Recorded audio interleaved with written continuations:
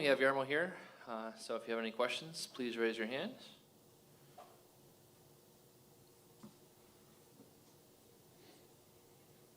Questions? Okay, we'll start with Brian Hedger from the Columbus Dispatch. Go ahead, Brian. Hey, Jarmo, I know going into this, you were looking for maybe some help down the middle and maybe on defense. Where are you at right now with the roster as far as going forward in free agency here? Are you guys close to done, do you think, or do you have some other stuff that you might be willing to look at? No, we're not finished yet, and obviously we have still time even after the free agency frenzy is sort of slowed down. We got lots of time before the season starts, so we're always looking to make teams stronger, and I think we did some good things today with bringing Sean Kekalainen in the mix.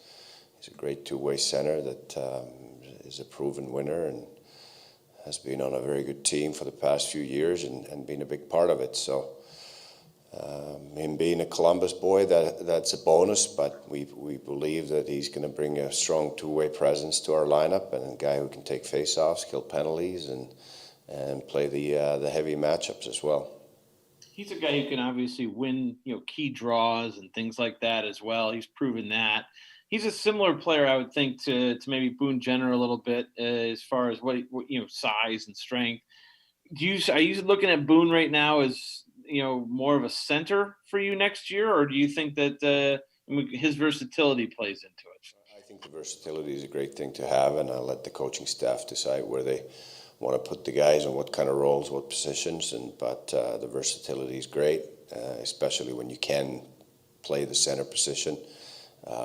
It gives the coaching staff a lot of flexibility. Thank you. Okay. Next, we'll go to Aaron Portzline. Go ahead, Aaron. Thanks, Glenn. Jarmo, can you say when Sean Kekalainen first caught your eye, or when he elevated to the level of respect that you clearly have for him now? Well, we keep watching these guys every year, all year, and we got statistics, we got analytics, we got tape, we got video, live viewings, scouting staff watching them, and then obviously you're going to key on them when you know that they're going into their final year and they could become an unrestricted free agent. So having said that, we've been aware of his status for a while now and have watched him and keyed in on him and analyzed him and always thought that he would be a great fit. And when he became available, we moved quickly on it and got him signed. And he has played mostly, I think it's fair to say, a fourth line role, some third line in Boston. Do you see a similar situation for him, or do you still feel like there's room for his game and his role to elevate? Well, I think you always want to have guys to push for a bigger role, but he's also always shown that he plays the same way with the same type of character, the competitiveness, whichever role he's in. He's a team-first guy with a lot of character, and so those were the things that we value a lot in him, and we'll let his play decide what role he fills with our team. But he's also versatile, and like I said, he's competitive, and if he wants and can push for a bigger role here, that's great. Thanks, Jarmo. Okay. Next, we'll go to Mark Scheig. Go ahead, Mark. Thanks, Lynn. Hey, Jarmo. I mean, you started by protecting Eric Robinson in the expansion draft. Now you get him to a 2-year extension here. So just what is it about him that made you want to protect him? And then obviously, what do you feel like that he could still bring to your team upside-wise moving forward? Well, I think we see him as a big part of our group moving forward. He's got tremendous speed, one of the best in the league, in our opinion. He can fly, he can kill penalties, he gets a lot of scoring opportunities because of his speed. He's got good size, and I think his game with the puck has gotten more and more confident. I thought he played better and better towards the end of the season, finished the season strong with the Team USA, the Worlds, and he's still growing. He's still young, and we believe he's going to be a big part of us. And Jarmo, you guys were able to re-sign Gavin Bayreuther after Seattle took him in the expansion draft. I guess, were you surprised that you were able to get this opportunity? Yeah, I guess so. He became an unrestricted free agent. We were very happy with him last year. He played some really good games in the National Hockey League level. he's also a big leader for us down in Cleveland, and a guy full of character as well. So when he was available in the UFA market, we jumped on it. Okay, next we'll go to Jeff Svoboda. Go ahead, Jeff. Thanks, Glenn. Thanks, Jarmo. With the 4-year contract for Boone Jenner, obviously, for a variety of reasons, you've had to say goodbye to a lot of veterans here recently, but he's a guy clearly I think has kind of embodied what, you guys like a lot in a player here with Boone, and just how important was it to get him locked up as soon as you could and just kind of have him be a key piece of what you're trying to build here going forward. Yeah, well, I've talked about character a lot. I don't know if there's too many better guys character-wise than Boone Jenner. I mean, he's a heart and soul guy for us. He does so many different things, so many little things that don't necessarily always show on the score sheet, but he's a competitor. He's a great team first guy. He's a leader for us, and he plays hard. He shows up every night to compete and does the same thing in every practice.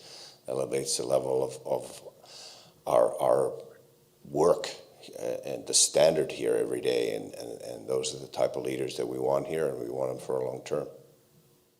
As you look at the moves in general you made over the last couple of days, I know there's still some more that can be made, but you really kind of shaken up the roster in a lot of ways here. You've talked about bringing in some guys that can help on the power play. I think you've added some size with guys like Kekalainen and Voracek, and just in general, do you like the holes that you've kind of filled on this roster over the last couple of days, and like what you see, now that you've been able to make some of these moves over the last couple of days? Absolutely, and we got a lot of young talent in the pipelines from the draft, and we have 2 first-round picks next year again. So we got a bright future ahead of us here. We're gonna keep building here. We're far from finished right now, so I got to get back to work upstairs after this press conference and keep going at it. Thank you. Okay, next we'll go back to Aaron Portzline. Go ahead, Aaron. Thanks, Glenn. Hey, Jarmo, what's the outlook for Patrik Laine? I think everybody understands why he would accept the qualifying offer. But do you get to work on an extension immediately, or do both sides want to maybe taste some success here and have a bit of a season next year to see if a long-term contract makes sense?